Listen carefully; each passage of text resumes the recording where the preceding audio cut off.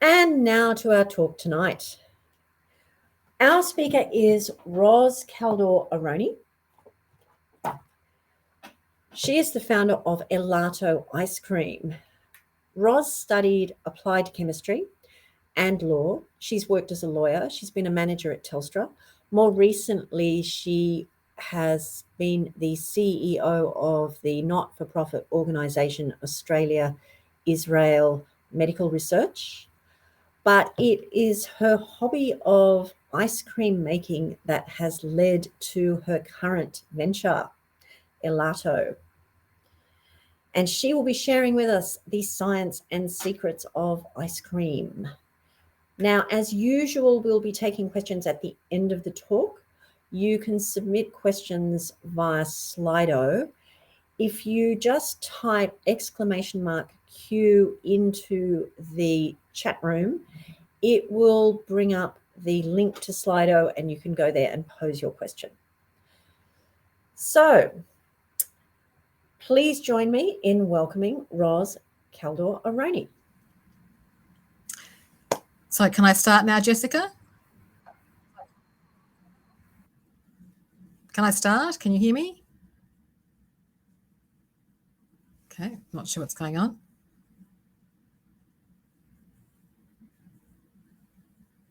Can anyone hear me? Benny, can you hear me? I can hear you fine. Oh, so no one, I just want to hear anything. Okay, so I've just been told you can hear me. That's great. Apologies for that. Thank you for having me. It's a great pleasure to have this time to talk to you all about ice cream. As you'll hear from my talk, I'm pretty passionate about it. Also know quite a bit about it. So I'm very excited to share all my knowledge with all of you, including some of the myths around it. So I'll just move to the next slide, what we're going to cover tonight. So the first part will be a bit of a lesson about the science behind ice cream. Then we're going to go straight into the myth busting about ice cream, things you may or may not understand or have some confusion about. Then I'm going to talk a little bit about how I got into this whole area and became an expert. And then we're going to talk about the differences between all the different types of ice cream. And there are some significant differences, which I'll explain to you. And then there's a little section which Jessica was excited about, which is that I've, in my developing product, have had lots of issues in manufacturing and taking small scale product through to large scale manufacturing. And so I'm going to talk a little bit about that. And then finally, I'm going to let you into some really exciting secrets on how to improve ice cream making at home. And I don't know why, but no one tells you these things that I have learned on my travels and in my education as an ice cream maker, and they should. So I'm going to share it with you, plus a recipe as well, a very simple recipe that I think you'll really enjoy. So that's what we're going to cover. And obviously, I'd love to hear your questions at the end. Particularly if you're listening hard and you've got some tough questions, I'm all up for it. So move to the first slide, which is about ice cream science. So please don't feel overwhelmed. I'm going to take you through this slowly, but you do need to understand that ice cream is quite complicated. That's why I love it, because I'm a scientist by training, and getting under the hood was really part of the attraction. So we'll start with point one, which is the importance of sugar. Sugar is key to ice cream, and that is actually why sugar-free ice creams don't taste so great, because there isn't anything that can do what sugar can do in ice cream. And what it does is it basically blocks the water molecules from finding each other and creating an ice block structure. So at the one extreme, you've got obviously no sugar, you've got a hard ice block. So you've got water molecules in a lattice holding each other tight. At the other extreme, if you take jam or honey and you put it in the freezer, you'll find even when it's frozen, it's quite gooey. It's not hard. And that's because the sugar molecules, of which there are a lot, there's about 80% sugar in honey and about 50% sugar in jam, they get in between the water and they prevent the water molecules from finding each other and creating a structure. And so ice cream, if you like, is somewhere in the middle. It's firm, but it's not runny. And those water molecules are basically managed and put under control by the presence of sugar, as well as I'm going to also explain fat and proteins as well. And so that's what ice cream is all about. It's about, and as is any frozen dessert product, it's about managing the way the water reacts to the rest of the ingredients in the ice cream. And that's complicated because in addition to the structural impact of sugar, you've also got a couple other things happening. That sugar also, the amount of sugar impacts the sweetness, and obviously that's relevant for taste. And in addition to that, that impact on the water also impacts the freezing temperature of the product and how firm it is when it's frozen. And that's all physics and maths. And that's part of the attraction of this area for me, is actually a bit of a maths whiz. And so the more maths I can do in this area, the more I love it. So as you can see, there's a lot going on. So now we're going to move over to the little drawing. And I don't have a pointer. Actually, maybe I do. Yes. I don't know if you can see that.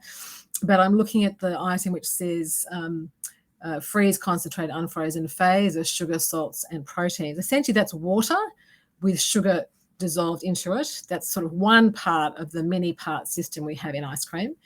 Then the bad guys are these grey things. That's the water molecules. When I say bad guys, basically the idea in ice cream is you try and keep them away from each other. So you can see in between in that drawing, you've got these big white holes, which are air bubbles, which are an important part of ice cream and gives it a fantastic mouthfeel. You've also got little protein, fat globules, I should say, which obviously fat also impacts mouthfeel. And then in these little ones here are called protein, micelles, which are casein micelles, which are little bits of protein. And then on top of that, you've also got this little one here, which is it's basically a fat globule, and it's got protein sitting around it as well as emulsifier. And that's the emulsifier, in fact, is what makes the water and the fat and the proteins all work together. So you have to have emulsifier in there to have that whole beautiful connection happening, which again impacts mouthfeel. So you can see it's pretty, there's a lot going on, but the key to it is getting these water molecules apart, so having lots of stuff in between. And the next part is how you handle the fats. So fat is really important in ice cream because it enables the air to get encapsulated. So the air is actually surrounded by fat when it's in ice cream. And to get the fat in a suitable form so it can actually cover the air when it's being frozen, because actually when you freeze ice cream, it's being whipped, whether it's in the factory with a huge barrel that has air pumping through it, or whether it's being whipped with a beating a device, it's still air that's going in. And so the comparison I make in my slide is I've got butter, which is solid fat with a bit of water in between. Obviously, butter has a bit of water in it.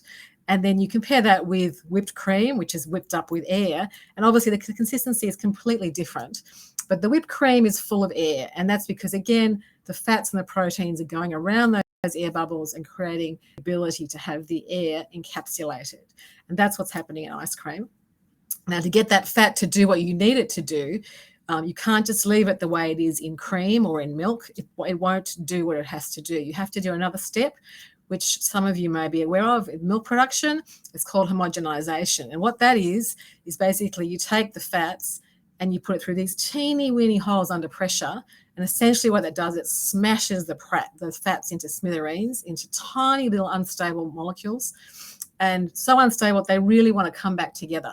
And so that's what we do in the factory is once the recipe is cooked, and I also do this at home, then it gets homogenized. And at home, I use a Thermomix at full blast for a couple of minutes to really blast the fats into submission. And in the factory, we use a proper homogenizer, the same as they do in dairies. And so then what happens, which is really important, and you'll hear about this later as well, is the fats then need to have time to come back together in an unstable format, and that's called aging. And so in every factory, and in fact in all my recipes, every good ice cream recipe should get you to age overnight, because that gives the fats time to come together in an unstable way, but enough so that when the air comes in, it can encapsulate the air in a way that gives you a beautiful mouthfeel. So then the next part about ice cream is you've got to have them in the right proportions: the water, the sugar, the fat, the proteins, and mineral salts. They all have to be in the correct proportions, and I'm going to show some of how that works in a few slides. And if it is in the right proportion, so basically, essentially, it's 40% or so or less solids and 60% water. And within those solids, the sugar ranges from 16 to 20, or actually in sorbet, it's 32% sugar. And then you've got proteins and other things. But those proportions are pretty fixed. And that's the maths, because I do use a massive spreadsheet where everything is done with mathematical relationships based on those proportions. And the joy of this, which is why I got excited about ice cream, is I can take a 1 litre or even a half a litre recipe at home, and you'll see soon a little video of how small my machine is. And because it's all based in physics and chemistry and maths, I can multiply 1 litre recipe or a half a litre recipe up to 2,000 litres, and that recipe will still work perfectly in the factory. And that's quite mind-blowing when you think about it. Now, there are limits, which I'll also explain, because there are still physical limits on what you can do at scale. But theoretically, my recipe works perfectly every time, subject to the physical limits within the factory.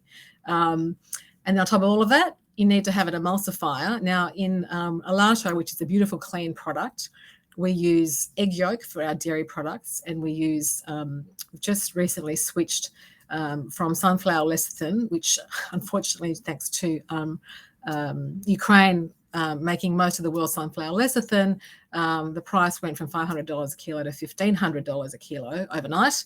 And so now we switched to acacia gum, which is actually performing quite well. That's for the vegan. So you use an emulsifier, and that helps you get those fats and the waters working together in a way that's nice and smooth and creamy. And then the final thing is we also use gums, which are essentially like gels, because in that water phase, you need it all to hold together, particularly in the case of my product, which is sold in supermarkets and transported from shop to home. You need it to hold together, A, not melt, and B, not to fall apart. And so that gel base in the water holds everything together. So that's kind of the basic parts of ice cream. So I'm going to move to the next slide, which is, let's get into the juicy stuff. Let's go into the urban myths. So the first one, and you might have others you want to ask me about, is this, everyone always says gelato is amazing, it's fresh, they don't use chemicals. And so there's always this tug of war between which is better, gelato or ice cream. And I'm going to go and explain actually what those differences are as well.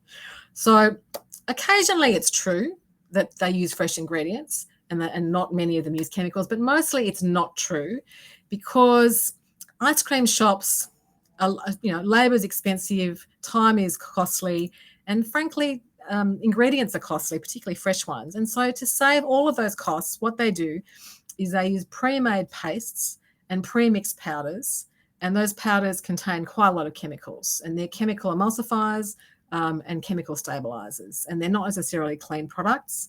Now, not all of them do that, and I can't even tell you who does and who doesn't, but if you're interested, you should ask your local gelato shop whether they're using pastes, whether they're using pre-mixed powders, and the pre-mixed powder, for example, is called base 50. Everything's pre-mixed into it, so all they do is just measure it. They don't have to mix themselves. And it's only the true artisan gelato makers who unbundle all that and unpack it all and use all their own individual ingredients. And also obviously spend the time and money getting fresh ingredients as well. Now, that's not to say it's not a beautiful product. Gelato tastes fantastic. And for the reasons we'll move on and I'll explain later, we'll understand kind of what the differences are and why the taste is a bit different in a good way. But if you're looking for a beautiful, fresh product, you need to ask your supplier, the gelato shop where you go, how they make their product. And hopefully they'll be honest. So that's the first one. Is it's very rare that some of the ones I know Peter Pippo talks about her fresh ingredients. So if you ask her, I'm sure she'll say she does. That's in Melbourne for anyone who's not in Melbourne. But the others, you just have to ask them. I'm not going to comment on whether they do or they don't. So next myth, creaminess. Does that come from fat? Well, yes and no. I'll give you an example of something that's really interesting. A friend of mine told me that she discovered a brand new ice cream and she just could not believe how deliciously creamy it was. And she said, it's even creamier than my ice cream. To which I said, not so sure about that. And then I had a look at the ingredients and it had less fat than mine does, but it had 120% air. So that's the other thing about ice cream, which I'll explain in a couple of slides, is that it does contain, as we explained, air, and the I suppose I can only describe them as cheaper ice creams have a lot of air. So they have about 120% air. Blue Ribbon and Buller Creamy Classic all have 120% air. And the one that my friend was describing also had 120% air. And that gives you the mouth feel of creaminess. And that is one of the reasons why it's used. Also, it's used because it's free and it makes the product cheaper. Interestingly, it also lowers the total calorie count because if you've got mainly air in your product, you don't have much ingredients with calories. So it's possible that the ice cream you've got has a high fat content, but more than likely it isn't. It's coming from the air in the product. And so a high fat content would be something like Haagen-Dazs, which has up to 14% fat. They call it a super premium ice cream because of the high fat levels. But Buller and Blue Ribbon all have around 10%. In fact, in Australia and most countries, you cannot call it ice cream unless it has 10% milk fat. So they all have around 10%. Just if you're interested, look on pack next time. And the other way you tell how much air is in it is by the weight per serve. And generally, the 120% air ones have a weight per serve around 45 or 50 grams. And gelato, for example, which has about 30% air, sits probably around 70, 75 grams per serve. And in the case of gelato, we sit around 66, 67%, slightly more air. So that's the story about air in ice cream. So then this is another little interesting myth, which is an interesting one, and that is one of the reasons that people love ice cream and gelato potentially is because it has very similar fat and sugar levels to breast milk, because obviously that's a food that you feel very nurtured by. Obviously you have it in your early, formative days, and obviously it has, a very strong connection. And so gelato, interestingly, has pretty similar values to breast milk of sugar and fat. Basically, gelato has double the sugar to the fat content, and that's pretty similar to breast milk. Ice cream has more of a similar equal sort of fat to sugar ratio, so it's a little bit away, but certainly gelato definitely has that connection. So that if you're wondering why you feel a huge amount of satisfaction when you eat ice cream, particularly licking ice cream, I think that is incredibly nurturing. That is the reason. So next one, ice cream tastes better the more you eat it. That's a complete misnomer. What's really happening is that your tongue and your taste buds only operate effectively between the temperatures of room temperature and around 50 degrees C. So sort of, warm to hot. Above that, basically your tongue stops working and you kind of burn your tongue. Below that, it definitely stops working. You just don't taste anymore. Plus, you also cannot warm the product in your mouth to get the aromatic smells and flavors up your nose when it's cold. So what happens with ice cream, which is pretty bizarre, and most of you will realize this when I explain it, the first taste you get is the best possible taste because your mouth is at room temperature. You get your first taste, it warms up, goes up your nose, and it's heaven. After that, your tongue and your taste buds are out of commission. You don't necessarily taste anything after that. You're hanging on to that memory of what you just tasted and you're thinking, how can I get that back? It's dissipated, it's gone. And of course, the reason it's gone is because your mouth is frozen and you are neither heating the product in your mouth and getting it into sort of up your nose and getting those beautiful aromats, and your taste buds are not working. So the more you eat, the less your taste buds are going to work, and that drives you to have more. So if you've ever wondered why you're being driven to eat ice cream, it's because you're seeking that, well, I'm suggesting to you, you're seeking that elusive taste that disappeared after the first mouthful. Now, there is a way to get it back. What I recommend is that you have a cup of warm water from the tap, not hot, next to you while you're eating your ice cream. Have your first mouthful, and then you rinse with warm water or even a cup of tea, but not hot, warm, and you bring your taste buds back down to room temperature. You can feel when you have, it's a very weird sensation when you take your ice cream and then you add your warm water or your hot warm tea, and you just feel your tongue suddenly go, ooh, it got warm again. And the way you test if your mouth is fully back to room temperature is you put your tongue on the roof of your mouth, and if it's the same temperature, your tongue on the roof of your mouth, you are good to go with your next mouthful. Now, you're probably not going to want to do that, but I'm suggesting if you really want to get the most out of your ice cream eating experience, that is the best way to do it. And, I've even had little cups made for people, which aren't necessarily for sale yet, but will be in the future, to enable you to do it. So one of these cups that keep the water warm.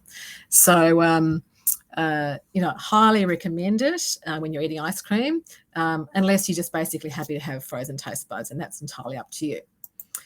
So number 5, you'll never be able to make ice cream at home as good as in the shops. Definitely not true. When I've explained to you my tips, I have made at home using a very, very basic machine, not my rah-rah restaurant machine. Ice cream is as good as I can buy in the shops. And you just have to know what you're doing. And I'm going to explain it all to you by the end of the session. And the last one is health star ratings. Is it an accurate measure of a healthier product?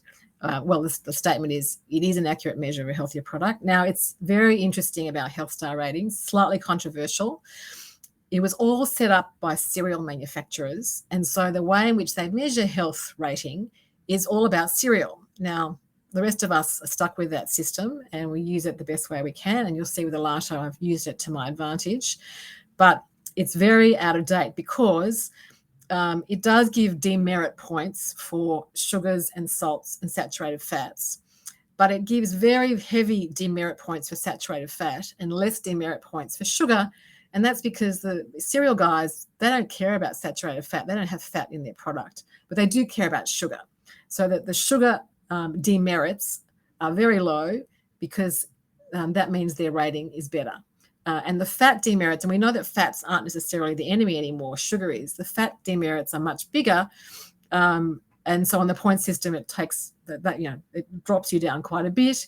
And as I said, the cereal guys don't really care about that. And so my spin on all that is it's a bit out of date. It is what it is. And every time they want to change it, there's this huge lobbying and it's very political, and as you can imagine, because a lot of the cereal guys live and die on these health star ratings. And even Woolworths, who we sell through, are very excited by these health star ratings because that's all we've got. And so, there's a lot of pressure as a supplier to give good health star ratings, even though the system's quite out of date. So there'll be other myths you can bring up during question time, but they're just some of the ones I wanted to explain to you. So now, how did I get into ice cream? So it all started about 10 years ago. My husband bought me a recipe book, and at the back it was all maths, and I couldn't believe it. I just thought, oh my God, there's a food where I can use maths. I'm in heaven. And then I realized that maths was so sophisticated that, as I explained to you, a 1 litre recipe can be have zeros added to it and still work at scale. And that was completely mind-blowing for me. And so it just was something I felt I needed to know more about. And so mine is the classic story of a hobby becoming a passion, becoming a business. So there was a point at which I started to feel like it was becoming something more than just a hobby. I sat down with my husband. That's him in the picture. He's listening, so he's going to be grumpy that I use that picture, but never mind. And I said, look, I think, it's time. I really think I know enough now about ice cream, and I really want to pursue this because I know so much and I'm still loving it. And Your slide hasn't changed. Oh, my slide hasn't changed. Ooh, that's weird. Okay, sorry. My husband just told me my slide hasn't changed. Let me go back. It's absolutely fine at this end. Oh, it is fine? Yeah. Okay, good. So it says my passion for ice cream. Great. Does. Excellent. Sorry, let me keep going. He must have had a time delay. So I basically said, look, if we're going to do this, I want to use it and leverage it to be a social enterprise so I can use my knowledge and skills to give back, because we're both very committed to philanthropy, and I saw this as a great way of leveraging my knowledge and skills. I won't bore you with the process I went through to kind of work out how I was going to do this, but the result was that we set up a for-profit company where half of our profits are being gifted to Oz Harvest, and they have been a sensational partner. And those of you who are overseas, Oz Harvest are a food security organisation who take food that would otherwise be thrown out, they repurpose it, and they feed people who are in need. Amongst other things, they do many other things, but that's their key activity. So that's been very, very rewarding. I mean, it's early days for us, but that's what's really driving me, is the more successful my business, the more we'll be able to gift to Oz Harvest, and that's very motivating for me. So it's not just the ice cream, it's also the fact that I can give back as well. So then basically between 2015 and 2019, I just sort of kept on pushing myself to learn more. Started with an online course through the gelato people in Bologna in Italy, who are called Cappagiani Gelato University. Ended up, they have a class here in Melbourne where they have someone who trained in Italy who now teaches here. But then I finished off my training in gelato in Bologna at the university. But still it wasn't enough, because I discovered, which I hadn't realized before, that gelato has significantly more sugar than ice cream does. And I'll explain the next couple of slides why. And that really upset me, because sugar really is the enemy these days. And you know, the opposite to that, gelato has less fat, and ice cream has more fat, but fat is not the enemy, it's sugar. And I suddenly realized that this was not what I wanted to do. I did not want to do gelato, and I realized that I really needed to know more about ice cream making, which is quite different. And I'll explain that in another couple of slides in terms of the actual process of making it. And so I took myself off to Guelph in Canada, which is where the leading academic in ice cream takes a masterclass. And that's where I learned everything about manufacturing ice cream, including Gelato was basically put together while I was there in Canada. And I'll explain more about Gelato in a minute. So all the way through, I was always trying to create a healthier product. That was part of my interest. And that meant no chemicals, a clean product, which interestingly is quite challenging because most of the cheap and very effective products they use to make ice cream and gelato are chemicals. So that's been part of the challenge. But I was up to the task, and I'll explain a bit more about the product, and you'll see that I've achieved quite a lot in that clean space. And so we launched in November of last year. And so far we're in 400 stores, a whole lot of about 300 plus independent stores, and about 90 Woolies Metro, and soon hopefully be in many more stores.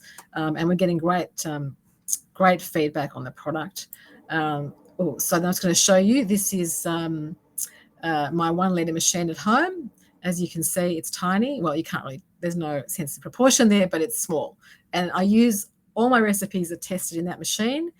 And when they run perfectly on that machine, they run perfectly in the factory, which is pretty mind-blowing. So I'll go to the next slide. No, it's not doing that. Here we go.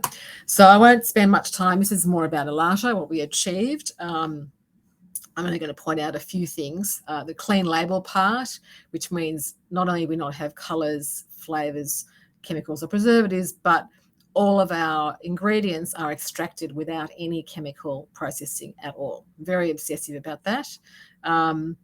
We also are nothing else, Australian owned and made. Obviously, we're giving to Oz Harvest.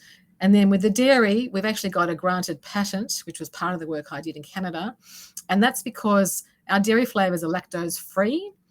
And lactose-free milk and cream, as I discovered in Canada, and some of you might know, is significantly sweeter than normal milk and cream. And that's because there's the sugar lactose has got 2 sugars joined together, glucose and galactose. And when it's lactose-free, all that happens is an enzyme called lactase, which is found in your gut, and some people don't have that enzyme, which is why they're lactose intolerant. But that enzyme splits the two sugars into two single parts. Excuse me. And when they're separate, they are 3 times sweeter than when they're together. So I take that extra sweetness and I use 30% less added sugar as a result, because I don't need that sweetness because I've already got it from my starting ingredients. And that allows me to make a 30% less added sugar claim. And then in addition to that, I now have less solids than I would otherwise have had because I've got less sugar. I need to have this 40% solids to make the product work. And so we add prebiotic fiber, which is great for your gut. And no one else has done that prior to me in Australia anyway, and we've got a granted patent for that. We also get a 3-star health rating because we've offset the fats and the sugars with fibre and also a significant level of protein as well. Not enough to make a protein claim, but enough to get me a 3-star health rating. And so I'm very proud of the fact that we've done that. And we're the only indulgent ice cream in the market to have a 3-star health rating. On the vegan side, more challenging because with vegan, you have very high levels of saturated fats. We use a coconut cream base for our chocolate. Unavoidable, it's got high saturated fats. And that is one of the issues with vegan products in ice cream anyway, is that the non-animal fats are all high in saturated fats. It makes it hard to get a good health star rating because, as we know, I've explained, the fats are very heavily penalised in that system, and you really can't compensate it with enough fibre and protein to get the score up. So that's our product. Tastes amazing. We've got some awards as well, which I'll have to speed through now. I'm going to be very quick here because we're running. I don't want to spend too much time on talking just about my product. But we have 3 flavours. We call it triple vanilla, cold brew, decaf, cafe latte. They're our dairy flavours. And we went decaf, so you can eat it at night. And the chocolate is the vegan. But in addition to everything else we're doing, which is a lot, I'm also really passionate about using flavour suppliers who are also committed to giving back. So the vanilla comes from Halala. They set up the vanilla industry in Tonga. They're very committed to their local community, and they give back a lot to schools and hospitals there. The coffee comes from Change Coffee, who are owned by World Vision. They are a for-profit which are owned by World Vision. That's their social enterprise. They do a beautiful product, and their decaf is unbelievably good. I don't compromise when I use these people because their flavours are unbelievable. And then the chocolate comes from the Solomon Islands, from an Australian family that set up the industry there, who are also committed to giving back to the local community. So that's a very strong part of the brand, and very passionate about that. And they're incredible collaborators, and they've been a joy to work with.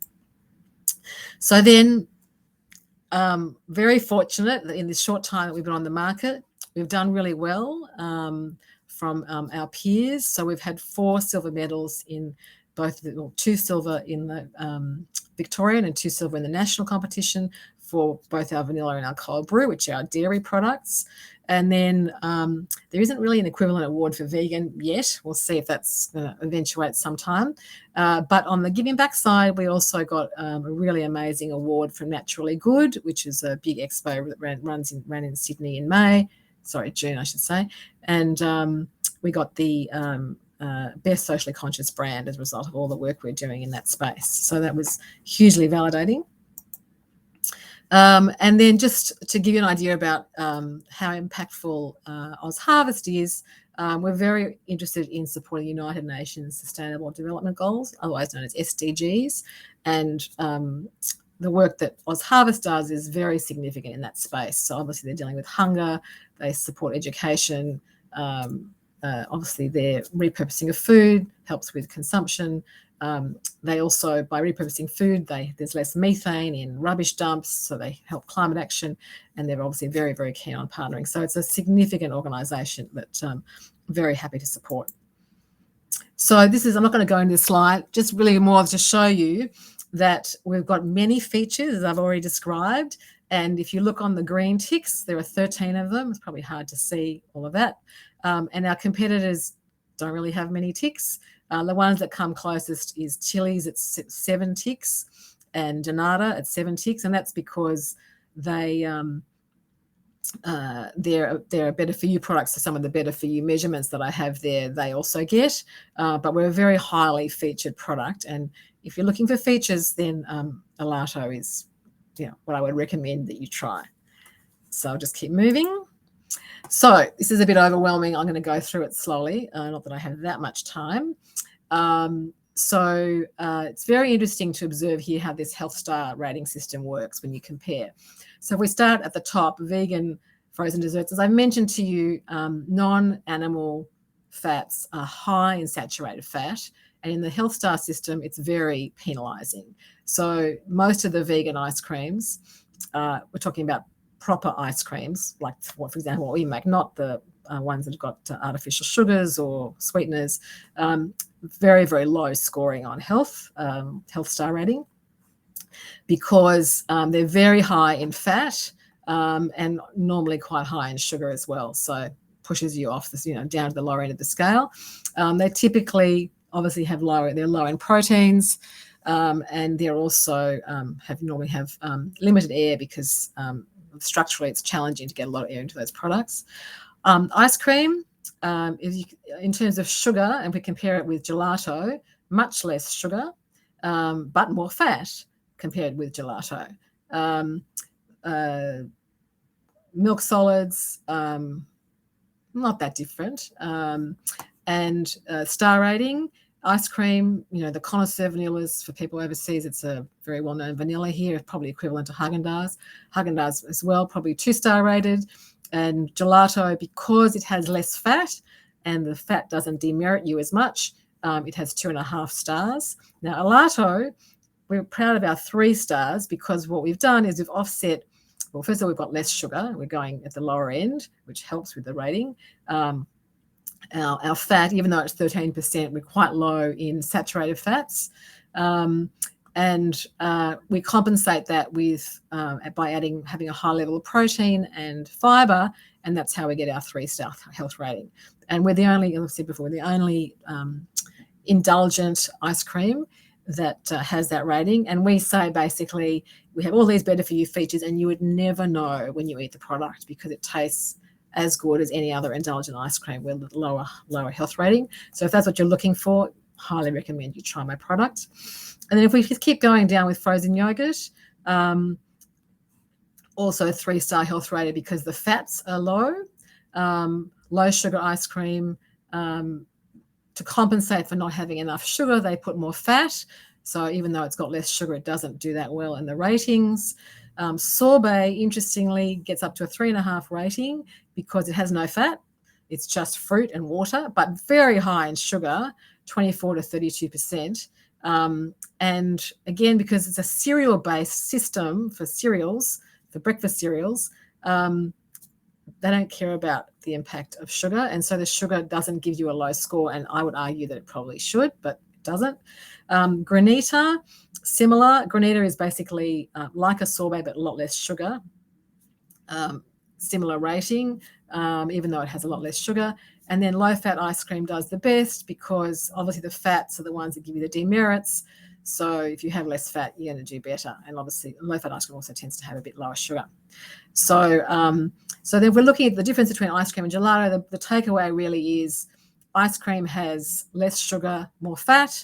Gelato is the opposite, more sugar, less fat. So you make your decision about what you're looking for. Also, the air is different. Ice cream tends to have a lot more air and gelato less air. And so it's much more dense on your palate, and also more calories, less air. So I'll leave that up to you guys to decide where you sit on those choices. So then the next slide, we're talking about manufacturing, and we're almost towards the end of my slides. So get your questions ready. So this is Jessica's request. So even though in theory you can scale up the recipe and it works perfectly, there are physical limits, and the ones that I've come across which have been interesting is if the fluid is really thick, it has to go from a big tank into a machine, into the churn. If it's too thick, the pumps aren't designed to handle thickness, and so you just can't get the product in. So at home, I can take my container and I can tip it into my churn, I don't have any pumping issues. So one of the first issues I had was I learned that thick product doesn't work. So I have to change my recipes so that I avoid that problem. Steep learning curve for me, because before I went to my manufacturer, I knew nothing about manufacturing. I knew a lot about making recipes, but not about manufacturing. And then the other part that's challenging is moving bits in fluids. First of all, homogenization. You can't have any bits in there because it's going through tiny holes. When you churn, the churn has a limit on what it can handle. It's a very finely tuned machine, so any bits in there, it freaks out. When you're making ripples in ice cream, the ripple feeders don't handle bits very well. And then there is a special machine that does chunks, but it's, again, complicated because to move chunks through fluid is a very complex machinery activity. So very challenging in the space, much more challenging than I ever imagined was possible. I'm just going to show you a video, which is showing you the filling in the factory, if it's going to work. There we go. And I mean, obviously, you can see it's complex machinery. And that's coming straight out of the churn and into the feeder and then into the tubs. And that's my product. That's my chocolate product being filled. So then I think we're on to our last slide. So here's the good stuff to finish. This is going to make your ice cream making at home much, much better. So the first thing, this applies to both whether you're making ice cream or gelato. And when you're looking at your recipe, the difference is really based on the amount of fat.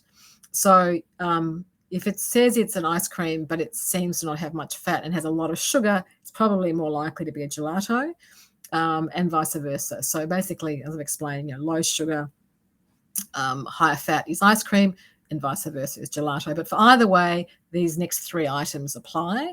So as I mentioned at the beginning, when you make your product and your fats have been smashed, which I think I've only mentioned in the ice cream section, yes. In gelato, it doesn't really have enough fat to benefit from homogenization and fat destabilization. So that's why I've left it for ice cream only. But either way, you still need to let it age overnight. It makes a huge difference to your product the next day and how it tastes and how it works. That's not in any recipes that I've seen. Even my first ice cream book that my husband bought me didn't say that, but it's really important. And the minimum amount of time you have to leave it is 4 hours. If you're using one of those churns that's got a big ice block, don't make a 1 litre recipe because your ice block will melt before your product gets hard. So the maximum volume you should be using is 500 mils. Even if the recipes that come with the machine says 1 litre, don't believe them because you're just not going to get a great product. And the final thing is that guar gum is a really fantastic and easily accessible gum, which creates a really nice structure in your ice cream. So even if there's no guar gum in your recipe, you should considering basically it's 0.1% of your total volume is the sort of recommended amount for guar gum. You could go up to 0.2%. So if it's not in your recipes, you should buy it and you should start using it, but obviously very, very tiny amounts. So in the recipe below, I've got 1/8 of a teaspoon. That's how little you use, because as I said, it's 0.1%. And then if we go to the ice cream only ones, there's two, obviously. The first is, as I've said already, to homogenize your product, which will make the finished product so much better. You smash your proteins and your fats to smithereens in a blender or in a food processor at high for 2 minutes. Just make sure it doesn't spill everywhere. So you obviously can't have too much in your food processor or your blender. But, if you do that, it will hugely improve the quality of the churned product. And then the other thing is for ice cream, you need speed to get the air in because you've created this beautiful product with high fat, with the fats have been smashed to smithereens, and they're ready to take air. So it would be a shame not to give that ice cream the air that it needs to give it that beautiful, fluffy, and light texture. And so if you've got a churn that's got variable beating, so I've put a picture there of a KitchenAid one where you can adjust the beating speed. You need to physically count revolutions per minute. and 90 revolutions per minute is what you need as a minimum to get that air into that product. And if you do that, your ice cream will be sensational.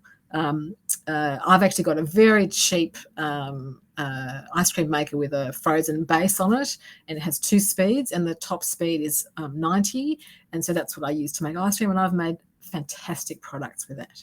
So take all those away and try them, and honestly happy to hear your feedback whether they worked or not, but that will give you hugely improved product. And as I said, I've never seen many of these comments in recipes anywhere. So finally, I'm not so sure whether you want to take a screenshot or whether this is available. I'm not going to run through the recipe other than to say it's a pretty simple lemon sorbet or granita recipe. Basically, it doesn't have a lot of measurements in it. 2 to 3 lemons to get, because you've got to get at least a 500 ml volume, mainly because you won't be able to measure a small amount of guar gum. So if you have 500 mils, you get about the right amount at 1/8 of a teaspoon. Maya lemons, if you've ever tried them, are the most amazing in lemon sorbet. They don't have a bitter aftertaste. They're slightly sweet, and they are just, someone gave me some recently. I made my first lemon sorbet with them, and it was just out of this world. So lemon juice, caster sugar, water, and guar gum, that's it. You measure the volume of lemon juice, and basically I said if it's less than 180 mils, then you need to use less guar gum, even less than 1/8 of a teaspoon. You then take the volume of lemon juice, you measure how much is there in a jug, and then you add the same amount of water. And then let's say it's 200 mils, you then add 200 grams of sugar, and that's your recipe. That's it. So you don't, it's completely flexible based on the amount of lemon juice you start with. That tells you what the recipe is going to be. You add your guar gum, you mix until the sugar is dissolved. You're using caster sugar, you don't even need to heat it, just mix it, and then you churn it, freeze it, and it will be sensational. The other variation is if you want to do a granita, which is basically like an ice block, which you use a fork to scrape and make into a sort of icy, crunchy thing, then you would just half the amount of sugar, and that will then enable you to do a granita instead. And then you don't need a churn, and then you're making this sort of slushy kind of crunchy lemony thing, which the Italians call granita. So enjoy that recipe. Be great if I can hear back whether anyone tried it, whether it worked, whether it didn't work. It is very simple and I highly recommend it. So that was basically the end of what I had to tell you all about. I know I haven't left a huge amount of time for questions, but I'm open to questions. Fantastic. Thank you, Roz. That was amazing. So I'm going to stop sharing if that's okay, so I can see people and see. Is that okay? Yep. Well, how can I see what's going on here? Oh, I'll just escape. Okay. Very good. So what's the first question? Okay. Everybody's very, very intrigued about the 120% air measurement. Yep. Can you explain? Oh, well, basically, the way it works is you take the total weight of the mix of your ice cream that you have purchased in the supermarket, and that is less than half of the. So let's say in a 1 litre tub, 400 and whatever, 120, anyway, 400 and something grams out of the total 1 litre is going to be product. The rest is going to be air. And that's just the way it works. And that's how you get cheap ice cream at the supermarket, because if they didn't have that much air, it would cost you a lot more, which is why my product costs a lot more than, Blue Ribbon and Buller for people who live in Australia, because, less air means the more expensive product. So that's basically it. If you want to test it out, just measure weigh the tub of ice cream you've purchased, and you'll see that 1 litre of ice cream does not weigh 1 kilo, okay? And it will weigh 400 and something grams. But they don't put the weight of the tub on the pack. They only put the volume. They put the weight size per serve, but then you have to multiply that by the number of serves to get the weight, but you can measure that for yourself. So I'm telling you, if you weigh the tub, you'll see that it is significantly less than 1 kilo.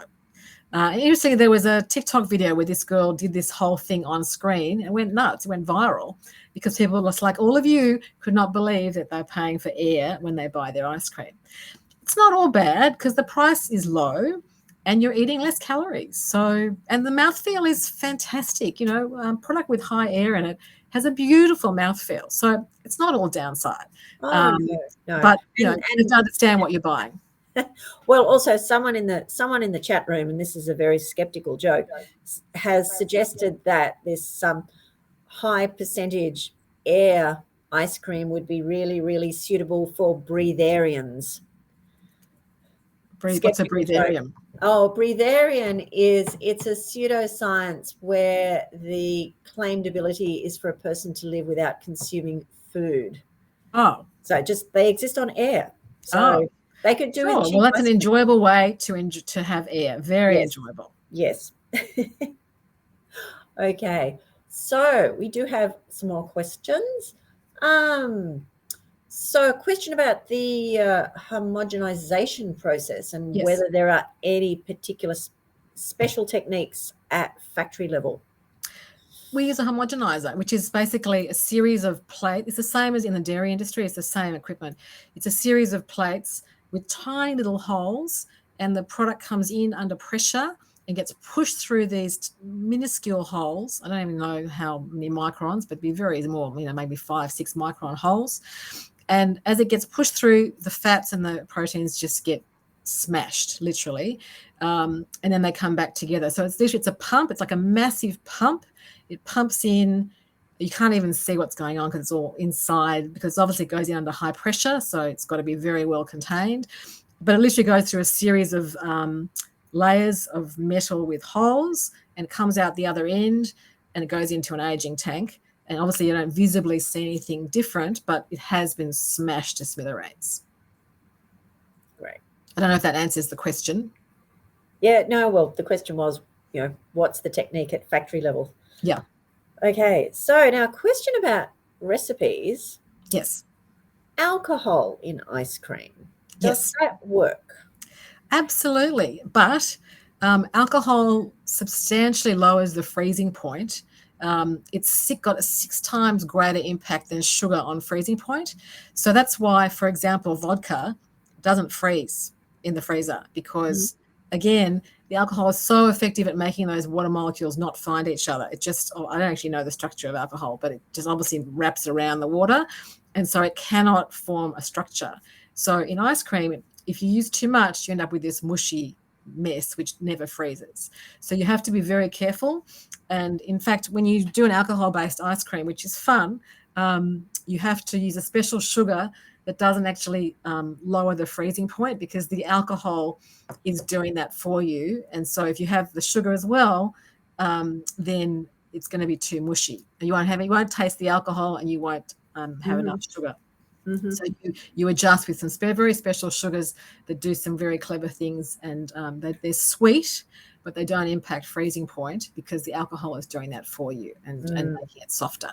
Right. So yes, absolutely. I've made lots of alcohol-based ice cream. Rum and raisin. Rum with chocolate is sensational. Whiskey with vanilla is unbelievable. There's some really great pairings. Look, you can't do it commercially because in a supermarket you can't sell alcohol without a license. So all you get is 1% alcohol. So in Australia, a very famous flavour is rum and raisin, and we're looking at doing that at some point. But you don't get much alcohol in it, because you can't do that unless you sell it in the bottle shop where there's alcohol.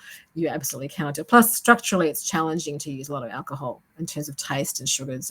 It's at the most you can ever use is 5% anyway, and that's only for a gelato that you're going to eat the next day. It just doesn't have good long shelf life. So generally 1 to 2% you can still get good shelf life out of, but if it's more than 1%, you can't sell it in a supermarket anyway. Well, so I think we've come to the end of our questions. So thank you on behalf of Australian Skeptics to Roz, and on behalf of our audience. Great presentation. And yes, in terms of the recipe, of course, Roz, this talk has been recorded, as we Yes. talked about, so we can go back to the recipe anytime and jot it down and try it out and let you know how we go. Fantastic. Yeah. Okay, well, thank you. So everybody, see you next month. I think it is going to be Thursday the 4th of August for our next Skeptics in the Pub. So keep an eye out and we'll let you know who the speaker will be then. Okay, good night.